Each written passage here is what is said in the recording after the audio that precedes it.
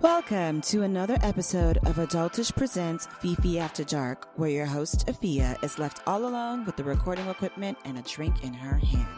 You can listen, like, comment, share, and subscribe to Adultish on most streaming platforms, as well as find us on Twitter at AdultishP0DCAST.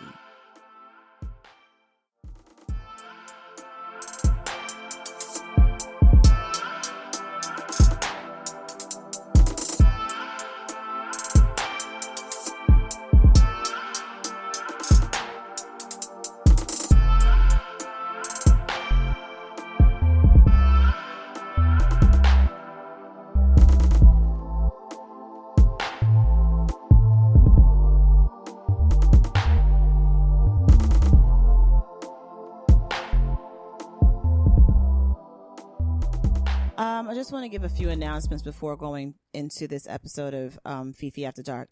One, if you hear any pop, pop, pop in the back, please know that's not gunshots. Yes, I do live in East New York. Yes, people do shoot at each other sometimes in the hood, but it is 4th of July weekend, so there are a lot of brown and black children out on the street playing with firecrackers, hopefully not blowing their fingers off and making a lot of noise. Because school's out, they ain't got no work. Whoever is not in school and is working, they ain't got work tomorrow. So why not do firecracker things with their firecracker friends, right, in the hood? Secondly, if you hear like a sound, that is me fanning myself with a past due bill because a girl is hot. So I don't have AC units up and throughout my house. I have one AC unit and it is strategically placed in my bedroom where it should be because mind your damn business, it gets hot up in there. Shut up. It does. So I only have the one AC unit, which means that I use fans throughout the rest of my home. I'm actually more partial to fans because cold air makes me very cold. I am anemic. So I do get cold very quickly due to like poor blood circulation and all that other good stuff and lack of iron, blah, blah, blah. But I can't put a fan on me right now because if I did that, it would actually affect the microphone and the sound. So I'm sitting here like a 56-year-old menopausal black lady, just fanning myself with a bill. For all I know, I am going through menopause because my body has been changing a lot in the last few years. And I've been sweating more. I've been getting hotter faster. And those are things that are just not like me, you know. So for all I know, I am getting menopause and my body is just trying to tell me something that I'm not trying to hear in my 30s. But hey, if that means no more periods, whoop whoop. Either way, I want to say that I am drinking a little something for this episode of Fifi After Dark. It is a CBD infused cold pressed juice brought to you by Black Imperial Farms.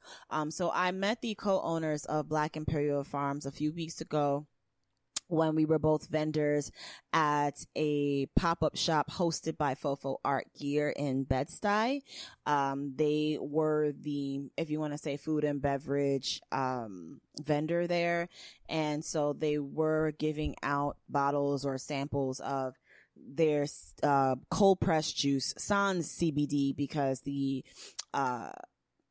venue was not too cool with them, giving people the CBD version of their drinks. However, I did have just the standard cold pressed juice. It was very tasty, very delicious. Their mango lemon peach flavor was the one that everyone wanted to drink that night. And so before I left there, I did get a few bottles of the CBD infused cold pressed juice from them. And so I am having that right now. So in the event, may not be likely, but in the event that I do start slurring or can't complete my sentences or actually fall fast asleep in the middle of this recording, please know that it's probably this drink. And if that is the case, it did an amazing job. And if you want to feel that way, then please go find Black Imperial Farms on Instagram and put your order in. I highly doubt that any of that will happen to me, but I do feel like I'm probably just going to get like a little bit relaxed. Which, I mean, why not? I'm going into the 4th of July weekend. Who should not be relaxed going into the 4th of July? Hey. Anyway, so this episode of Fifi After Dark is going to be me getting all my feelings out about these Disney live action remakes. I know I've spoken about this before. Yes, I know. We've talked about this, but that was last year and this is this year.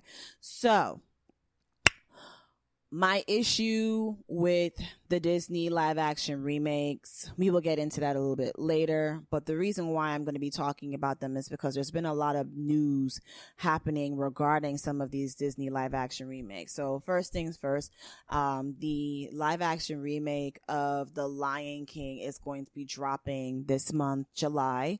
A lot of people are super excited about it because they've done the most to have predominantly black cast, not predominantly, but to have a very diverse cast featuring a lot of prominent black actors and singers this time around. All the hyenas are black, whereas in the original one, the hyenas were Whoopi Goldberg and George Lopez and someone else. I can't remember. And the original Lion King was predominantly white, even though it happened in Africa and like all of that, like it was still a predominantly white cast. Like people don't even think twice about that. They just go, oh, it's in Africa, so it's black. No, not because it's in Africa, it's black. Look at South Africa. It's in Africa, but it's not black now, is it? No, it's run by white people. So the Lion King was not black. It wasn't power to the people. The Lion King probably had all of 5 black actors in the original animated cartoon feature film. Okay, it was Whoopi Goldberg. It was oh Lord, why am I spacing on his name? James Earl Jones. It was the woman who played Sarabi, yes, who also played Akeem's mother and James Earl Jones's wife in Coming to America. So this was their second time acting as husband and wife, if you will. Who else was casted black in the Lion King's original film? The guy who played Rafiki. And I think that was it. Those were like the only black casted people in the Lion King, in the animated film. Okay. Zazu was Mr. Bean, Nathan Lane, and I can't remember the guy who played Pumbaa, but they were Timon and Pumbaa. And then you had, the main characters are white. Like Matthew Broderick was Simba. Jonathan Taylor Thomas played the younger version of Simba. So 2 white people playing the lead, which was Simba. And I can't remember the name of the actress who played Nala, but she was in The Cutting Edge, which is another 1980s film. Go look it up if you don't know what that movie is. That was the voice of Nala. So Jeremy Irons was Scar. So the leads who had the most screen time were voiced by white actors, aside from James Earl Jones and the occasional, magical Negro baboon Rafiki. So of course, everyone is in their shits and in their feels like, I'm going to spend all this money. I'm going to go watch The Lion King like 1,000,001 times, blah, blah, blah. Like, go ahead and spend that money on this CGI version of animals. And then of course Beyonce and Donald Glover dropped a snippet of their version of Can You Feel the Love Tonight, so everyone's been losing their shit about it. I'm not too big on their rendition. I'm not too big on any renditions of any of these Disney songs because quite frankly I think the first ones were great. And I don't really see the need to revamp anything, but my particular hesitance to really like this version of Can You Feel the Love Tonight is that it is Beyonce singing it. Now, no buzz, beehive, y'all might attack me. And please, by all means, you may go ahead and go buzz on my ass. But the thing is that for me, Can You Feel the Love Tonight is very synonymous with Elton John's voice. Elton John has a very calm, soothing, melody with that song written by Tim Rice, who, is like the musical composer and writer for a lot of Disney's scores.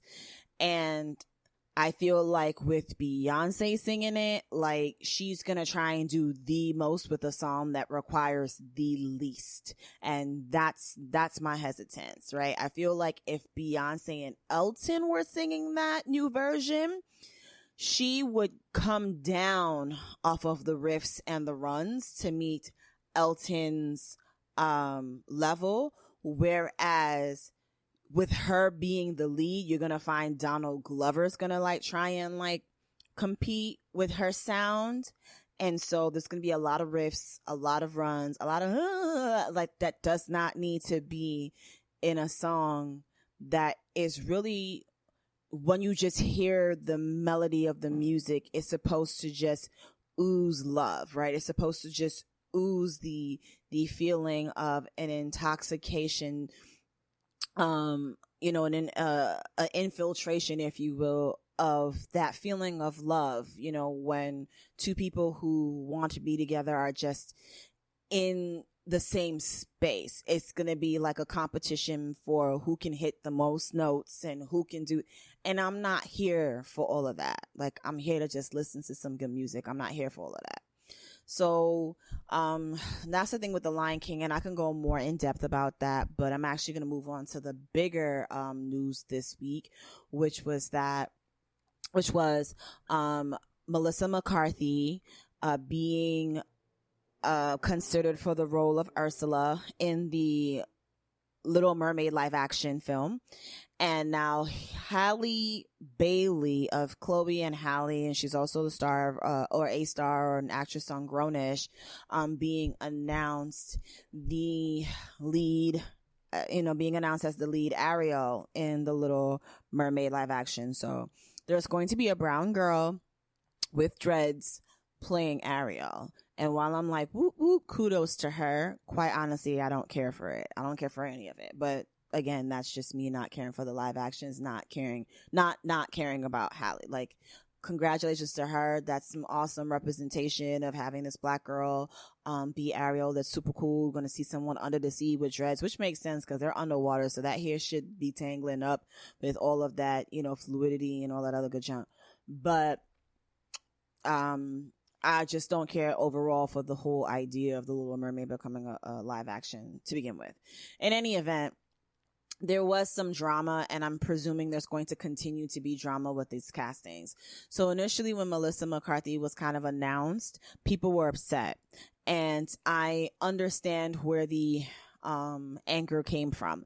So for a very long time, when people were talking about the idea of the Little Mermaid becoming a live action and them announcing that it was going to be like the next, in line of Disney's live action films, a lot of people were hoping that Titus Burgess of the Unbreakable Kimmy Schmidt would play the role of Ursula. Now, it's like, well, why would a black man play Ursula? Well, here's the deal. For as long as I've ever known The Little Mermaid or have watched The Little Mermaid as a cartoon, as a child, and again as an adult, and ripping it to shreds on my head scratching affair with Disney blog, I've always felt that Ursula was a black woman. Let's keep a buck. She was the only underwater person of color in The Little Mermaid. Everybody else was drawn as white, and she was drawn as purple. She was literally a person of color. She was purple and white and black. So people be like, how black folks is mad black, they so black they purple. I thought Ursula was just a black ass person. Additionally, they drew her body, her aesthetic looked like a big black woman. So I've always kind of like envisioned Ursula to be a older black woman.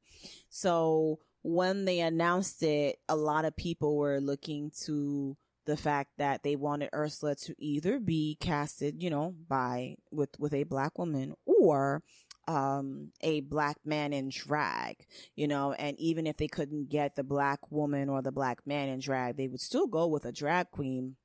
Because little do we know, or little do you know, maybe you do, maybe you don't, but the character of Ursula was actually modeled off of Divine, a drag queen from the 1980s who was famous for her, or his films with John Waters. They were like Baltimore natives, and they used to do like really weird, really kooky, really off the wall films. Divine is probably best known for Hairspray, the original Hairspray with Ricky Lake, where she play, or he, but I'm gonna say she because